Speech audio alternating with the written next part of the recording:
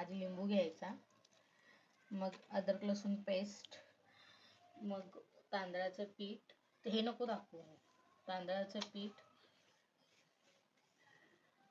मैदा 2 चमच, दही,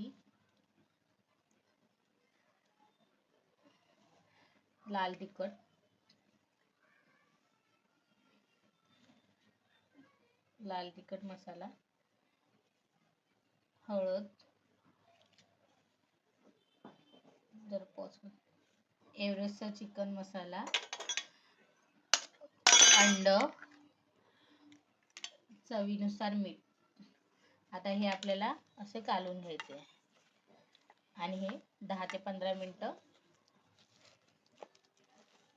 बस नाही इथेच कर. हे आता 10 ते 15 मिनिटं आपल्याला मॅरिनेट करून ठेवायचं आहे फ्रीजमध्ये.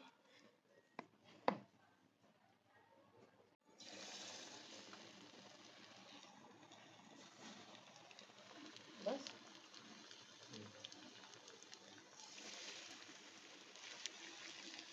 तर फ्राय करतो आपण.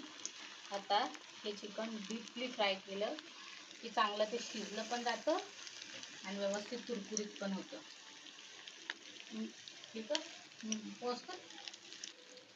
आता हे आपल्याला असे थोडे डीपली फ्राय करायचे, त्यामुळे असं त्याला थोडे उलटे पालटे करावे लागतात. म्हणजे कसे ते डीपली चांगल्या तेलामध्ये, गरम तेलात उकळतात, चांगले फ्राय होतात. म्हणजे खातानाही ते सॉफ्टली लागतात, क्रंची टाईप.